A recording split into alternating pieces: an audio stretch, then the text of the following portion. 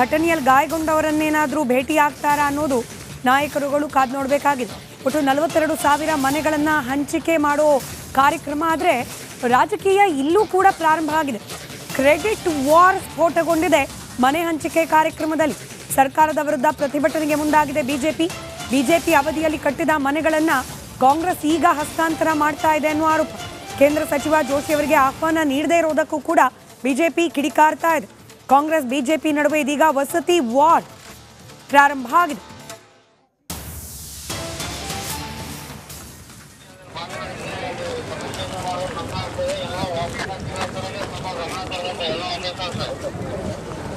ಹುಷಾರು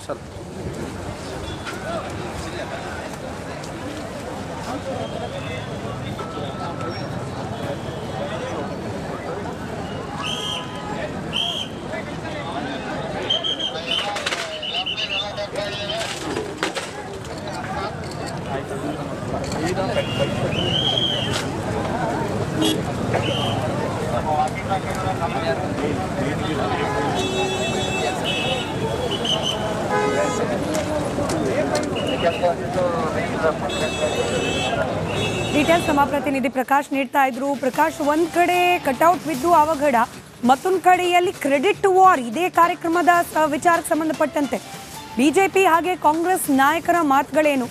ಹಾಗೆ ಈ ಮನೆ ಹಸ್ತಾಂತರದಲ್ಲಿ ಕಾಂಗ್ರೆಸ್ ಸುಮ್ಮನೆ ಕ್ರೆಡಿಟ್ ತಗೊಳ್ತಿದೆ, ಕಟ್ಟಿದ್ದು ಬಿಜೆಪಿ ಅವಧಿಯಲ್ಲಿ ಅನ್ನೋ ಆರೋಪ ಸತ್ಯನ?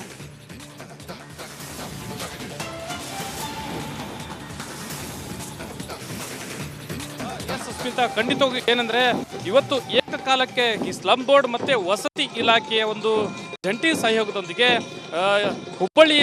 ಹುಬ್ಬಳ್ಳಿಯಲ್ಲಿ ನಿರ್ಮಾಣ ಮಾಡಿರ್ತಕ್ಕಂಥ 1,008 ಮನೆಗಳು, ಅದೇ ರೀತಿ ಇಡೀ ರಾಜ್ಯದಾದ್ಯಂತ ಸೇರಿ 42,000 ಮನೆಗಳನ್ನ ಅರ್ಹ ಫಲಾನುಭವಿಗಳಿಗೆ ಏನು ವಿತರಣೆ ಮಾಡುವಂತ ನಿಟ್ಟಿನಲ್ಲಿ, ಹಸ್ತಾಂತರ ಮಾಡುವಂತ ನಿಟ್ಟಿನಲ್ಲಿ ಬೃಹತ್ ಒಂದು ಕಾರ್ಯಕ್ರಮವನ್ನ ಹುಬ್ಬಳ್ಳಿಯ ಮಂಟೂರು ರಸ್ತೆಯಲ್ಲಿ ಏನು ಆಯೋಜನೆ ಮಾಡಲಾಗಿದೆ. ಈ ಆಯೋಜನೆ ಮಾಡಿರ್ತಕ್ಕಂಥ ಏನು ಕಾರ್ಯಕ್ರಮದ ಹಿನ್ನೆಲೆಯಲ್ಲಿ ಒಂದ್ ಕಡೆ ಕ್ರೆಡಿಟ್ ವಾರ್ ಶುರುವಾಗಿರ್ತಕ್ಕಂಥದ್ದು, ಬಿಜೆಪಿ ಮತ್ತೆ ಕಾಂಗ್ರೆಸ್ ನಡುವೆ ಒಂದು ಚಟಾಪಟಿ ಶುರುವಾಗಿರ್ತಕ್ಕಂಥದ್ದು. ಅದೇನಂದ್ರೆ ಪ್ರಮುಖವಾಗಿ ಬಿಜೆಪಿಯ ನಾಯಕರು ಹೇಳ್ತಾ ಇರುವಂತದ್ದು, ತಮ್ಮ ಅವಧಿಯ ಕಾಲದಲ್ಲಿ ಈ ಮನೆಗಳನ್ನ ನಿರ್ಮಾಣ ಮಾಡುವಂತ ನಿಟ್ಟಿನಲ್ಲಿ, ಶಂಕುಸ್ಥಾಪನೆ ಮಾಡುವಂತ ನಿಟ್ಟಿನಲ್ಲಿ, ಯಾಕಂದ್ರೆ BS ಯಡಿಯೂರಪ್ಪರವರು ಏನು CM ಆಗಿದ್ರು, ಆ CM ಆದಂತ ಸಂದರ್ಭ ಈ ಮನೆಗಳಿಗೆ ಶಂಕುಸ್ಥಾಪನೆ ಮಾಡುವಂತ ನಿಟ್ಟಿನಲ್ಲಿ ಕೇಂದ್ರ ಸರ್ಕಾರದಿಂದನೂ ಕೂಡ ಪ್ರಧಾನಮಂತ್ರಿ ಆವಾಸ್ ಯೋಜನೆಯಡಿ ಏನು ಬಹುಪಾಲನ್ನ ನೀಡಲಾಗಿದೆ.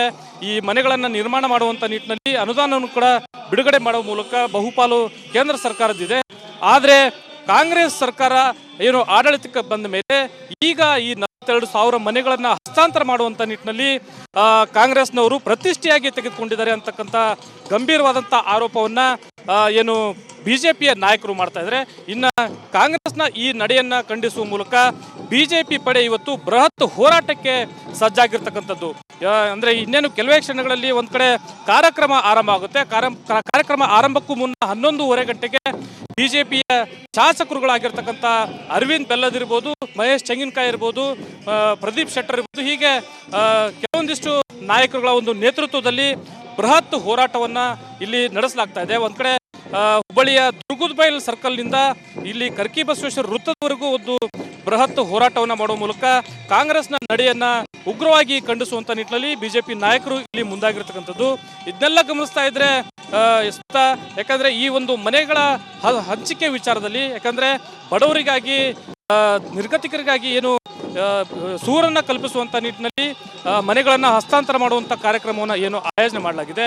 ಇದಕ್ಕೆ ಕಾಂಗ್ರೆಸ್ ಮತ್ತು ಬಿಜೆಪಿ ಈ ಎರಡೂ ಉಭಯ ಪಕ್ಷಗಳ ನಡುವೆ ಏನು ಜಟಾಪಟಿ ನಡೀತಾ ಇದೆ, ಕ್ರೆಡಿಟ್ ವಾರ್ ನಡೀತಾ ಇದೆ. ಯಾಕಂದ್ರೆ ಬಿಜೆಪಿ ಅವರು ಹೇಳುವ ಪ್ರಕಾರ ಒಂದ್ ಕಡೆ ಕಾಂಗ್ರೆಸ್ ಕೇವಲ ಏನು ಬಿಜೆಪಿಯ ಒಂದು ಸಹಭಾಗಿತ್ವ ಬಹುಪಾಲು ಇದ್ರೂ ಕೂಡ ಕಾಂಗ್ರೆಸ್ ತನ್ನದೇ ಆದಂತ ಒಂದು ಕ್ರೆಡಿಟ್ ಅನ್ನ ತಗೊಳ್ಳಿಕ್ಕೆ ಮುಂದಾಗ್ತಾ ಇದೆ. ಕಾಂಗ್ರೆಸ್ನ ನಾಯಕರು ಕ್ರೆಡಿಟ್ ಅನ್ನ ತಗೊಳ್ತಾ ಇದ್ದಾರೆ. ಆದ್ರೆ ಇದನ್ನ ನಾವು ಒಪ್ಪೋದಿಲ್ಲ ಅಂತಕ್ಕಂಥ ಒಂದು ರೈಟ್. ಧನ್ಯವಾದ ಪ್ರಕಾಶ್ ಮಾಹಿತಿಗಾಗಿ. ಈ ಘಟನೆಯಲ್ಲಿ ಗಾಯಗೊಂಡವರನ್ನೇನಾದರೂ ಭೇಟಿಯಾಗ್ತಾರಾ ಅನ್ನೋದು ನಾಯಕರುಗಳು ಕಾದು ನೋಡಬೇಕಾಗಿದೆ. ಒಟ್ಟು 42,000 ಮನೆಗಳನ್ನು ಹಂಚಿಕೆ ಮಾಡೋ ಕಾರ್ಯಕ್ರಮ ಆದರೆ ರಾಜಕೀಯ ಇಲ್ಲೂ ಕೂಡ ಪ್ರಾರಂಭ ಆಗಿದೆ. ಕ್ರೆಡಿಟ್ ವಾರ್ ಸ್ಫೋಟಗೊಂಡಿದೆ ಮನೆ ಹಂಚಿಕೆ ಕಾರ್ಯಕ್ರಮದಲ್ಲಿ. ಸರ್ಕಾರದ ವಿರುದ್ಧ ಪ್ರತಿಭಟನೆಗೆ ಮುಂದಾಗಿದೆ ಬಿಜೆಪಿ ಅವಧಿಯಲ್ಲಿ ಕಟ್ಟಿದ ಮನೆಗಳನ್ನು ಕಾಂಗ್ರೆಸ್ ಈಗ ಹಸ್ತಾಂತರ ಮಾಡ್ತಾ ಇದೆ ಅನ್ನೋ ಆರೋಪ. ಕೇಂದ್ರ ಸಚಿವ ಜೋಶಿ ಅವರಿಗೆ ಆಹ್ವಾನ ನೀಡದೇ ಇರೋದಕ್ಕೂ ಕೂಡ ಬಿಜೆಪಿ ಕಿಡಿಕಾರ್ತಾ ಇದೆ. ಕಾಂಗ್ರೆಸ್ ಬಿಜೆಪಿ ನಡುವೆ ಇದೀಗ ವಸತಿ ವಾರ್ ಪ್ರಾರಂಭ ಆಗಿದೆ.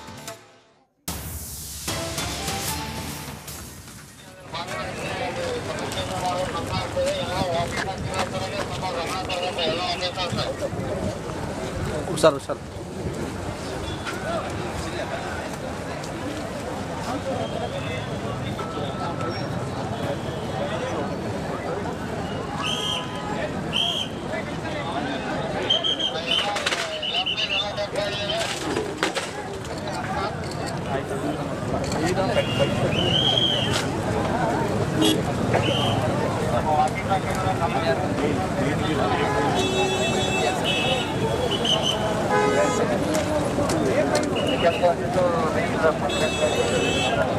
ಡೀಟೇಲ್ಸ್ ನಮ್ಮ ಪ್ರತಿನಿಧಿ ಪ್ರಕಾಶ್ ನೀಡ್ತಾ ಇದ್ರು. ಪ್ರಕಾಶ್, ಒಂದ್ ಕಡೆ ಕಟ್ಔಟ್ ಬಿದ್ದು ಅವಘಡ, ಮತ್ತೊಂದು ಕಡೆಯಲ್ಲಿ ಕ್ರೆಡಿಟ್ ವಾರ್. ಇದೇ ಕಾರ್ಯಕ್ರಮದ ವಿಚಾರಕ್ಕೆ ಸಂಬಂಧಪಟ್ಟಂತೆ ಬಿಜೆಪಿ ಹಾಗೆ ಕಾಂಗ್ರೆಸ್ ನಾಯಕರ ಮಾತುಗಳೇನು?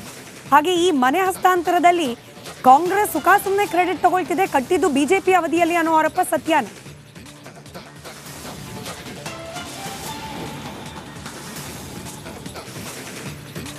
ಸುಸ್ಮಿತಾ, ಖಂಡಿತವಾಗಿ ಏನಂದ್ರೆ ಇವತ್ತು ಏಕಕಾಲಕ್ಕೆ ಈ ಸ್ಲಂ ಬೋರ್ಡ್ ಮತ್ತೆ ವಸತಿ ಇಲಾಖೆಯ ಒಂದು ಜಂಟಿ ಸಹಯೋಗದೊಂದಿಗೆ ಹುಬ್ಬಳ್ಳಿಯಲ್ಲಿ ನಿರ್ಮಾಣ ಮಾಡಿರ್ತಕ್ಕಂಥ 1008 ಮನೆಗಳು, ಅದೇ ರೀತಿ ಇಡೀ ರಾಜ್ಯದಾದ್ಯಂತ ಸೇರಿ 42,000 ಮನೆಗಳನ್ನ ಅರ್ಹ ಫಲಾನುಭವಿಗಳಿಗೆ ಏನು ವಿತರಣೆ ಮಾಡುವಂತ ನಿಟ್ಟಿನಲ್ಲಿ, ಹಸ್ತಾಂತರ ಮಾಡುವಂತ ನಿಟ್ಟಿನಲ್ಲಿ ಬೃಹತ್ ಒಂದು ಕಾರ್ಯಕ್ರಮವನ್ನ ಹುಬ್ಬಳ್ಳಿಯ ಮಂಟೂರು ರಸ್ತೆಯಲ್ಲಿ ಏನು ಆಯೋಜನೆ ಮಾಡಲಾಗಿದೆ. ಈ ಆಯೋಜನೆ ಮಾಡಿರ್ತಕ್ಕಂಥ ಏನು ಕಾರ್ಯಕ್ರಮದ ಹಿನ್ನೆಲೆಯಲ್ಲಿ ಒಂದ್ ಕಡೆ ಕ್ರೆಡಿಟ್ ವಾರ್ ಶುರುವಾಗಿರ್ತಕ್ಕಂಥದ್ದು, ಬಿಜೆಪಿ ಮತ್ತೆ ಕಾಂಗ್ರೆಸ್ ನಡುವೆ ಒಂದು ಚಟಾಪಟಿ ಶುರುವಾಗಿರ್ತಕ್ಕಂಥದ್ದು. ಅದೇನಂದ್ರೆ ಪ್ರಮುಖವಾಗಿ ಬಿಜೆಪಿಯ ನಾಯಕರು ಹೇಳ್ತಾ ಇರುವಂತದ್ದು, ತಮ್ಮ ಅವಧಿಯ ಕಾಲದಲ್ಲಿ ಈ ಮನೆಗಳನ್ನ ನಿರ್ಮಾಣ ಮಾಡುವಂತ ನಿಟ್ಟಿನಲ್ಲಿ, ಶಂಕುಸ್ಥಾಪನೆ ಮಾಡುವಂತ ನಿಟ್ಟಿನಲ್ಲಿ, ಯಾಕಂದ್ರೆ BS ಯಡಿಯೂರಪ್ಪರವರು ಏನು CM ಆಗಿದ್ರು, ಆ CM ಆದಂತ ಸಂದರ್ಭ ಈ ಮನೆಗಳಿಗೆ ಶಂಕುಸ್ಥಾಪನೆ ಮಾಡುವಂತ ನಿಟ್ಟಿನಲ್ಲಿ ಕೇಂದ್ರ ಸರ್ಕಾರದಿಂದನೂ ಕೂಡ ಪ್ರಧಾನಮಂತ್ರಿ ಆವಾಸ್ ಯೋಜನೆಯಡಿ ಏನು ಬಹುಪಾಲನ್ನ ನೀಡಲಾಗಿದೆ. ಈ ಮನೆಗಳನ್ನ ನಿರ್ಮಾಣ ಮಾಡುವಂತ ನಿಟ್ಟಿನಲ್ಲಿ ಅನುದಾನವನ್ನು ಕೂಡ ಬಿಡುಗಡೆ ಮಾಡುವ ಮೂಲಕ ಬಹುಪಾಲು ಕೇಂದ್ರ ಸರ್ಕಾರದಿದೆ.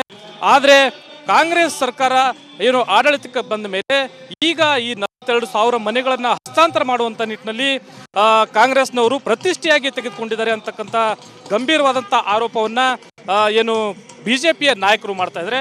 ಇನ್ನ ಕಾಂಗ್ರೆಸ್ನ ಈ ನಡೆಯನ್ನ ಖಂಡಿಸುವ ಮೂಲಕ ಬಿಜೆಪಿ ಪಡೆ ಇವತ್ತು ಬೃಹತ್ ಹೋರಾಟಕ್ಕೆ ಸಜ್ಜಾಗಿರ್ತಕ್ಕಂಥದ್ದು. ಅಂದ್ರೆ ಇನ್ನೇನು ಕೆಲವೇ ಕ್ಷಣಗಳಲ್ಲಿ ಒಂದ್ ಕಡೆ ಕಾರ್ಯಕ್ರಮ ಆರಂಭ ಆಗುತ್ತೆ.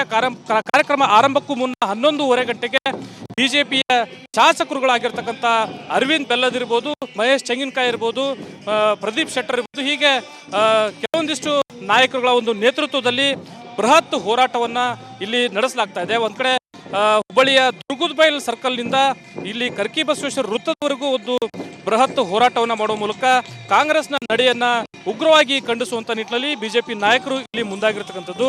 ಇದನ್ನೆಲ್ಲ ಗಮನಿಸ್ತಾ ಇದ್ರೆ ಯಾಕಂದ್ರೆ ಈ ಒಂದು ಮನೆಗಳ ಹಂಚಿಕೆ ವಿಚಾರದಲ್ಲಿ, ಯಾಕಂದ್ರೆ ಬಡವರಿಗಾಗಿ ನಿರ್ಗತಿಕರಿಗಾಗಿ ಏನು ಸೂರನ್ನ ಕಲ್ಪಿಸುವಂತ ನಿಟ್ಟಿನಲ್ಲಿ ಮನೆಗಳನ್ನ ಹಸ್ತಾಂತರ ಮಾಡುವಂತ ಕಾರ್ಯಕ್ರಮವನ್ನು ಏನು ಆಯೋಜನೆ ಮಾಡಲಾಗಿದೆ. ಇದಕ್ಕೆ ಕಾಂಗ್ರೆಸ್ ಮತ್ತು ಬಿಜೆಪಿ ಈ ಎರಡೂ ಉಭಯ ಪಕ್ಷಗಳ ನಡುವೆ ಏನು ಜಟಾಪಟಿ ನಡೀತಾ ಇದೆ, ಕ್ರೆಡಿಟ್ ವಾರ್ ನಡೀತಾ ಇದೆ. ಯಾಕಂದ್ರೆ ಬಿಜೆಪಿ ಅವರು ಹೇಳುವ ಪ್ರಕಾರ ಒಂದ್ ಕಡೆ ಕಾಂಗ್ರೆಸ್ ಕೇವಲ ಏನು ಬಿಜೆಪಿಯ ಒಂದು ಸಹಭಾಗಿತ್ವ ಬಹುಪಾಲು ಇದ್ರೂ ಕೂಡ ಕಾಂಗ್ರೆಸ್ ತನ್ನದೇ ಆದಂತ ಒಂದು ಕ್ರೆಡಿಟ್ ಅನ್ನ ತಗೊಳ್ಳಿಕ್ಕೆ ಮುಂದಾಗ್ತಾ ಇದೆ. ಕಾಂಗ್ರೆಸ್ನ ನಾಯಕರು ಕ್ರೆಡಿಟ್ ಅನ್ನ ತಗೊಳ್ತಾ ಇದ್ದಾರೆ. ಆದ್ರೆ ಇದನ್ನ ನಾವು ಒಪ್ಪೋದಿಲ್ಲ ಅಂತಕ್ಕಂತ ಒಂದು ರೈಟ್. ಧನ್ಯವಾದ ಪ್ರಕಾಶ್ ಮಾಹಿತಿಗಾಗಿ.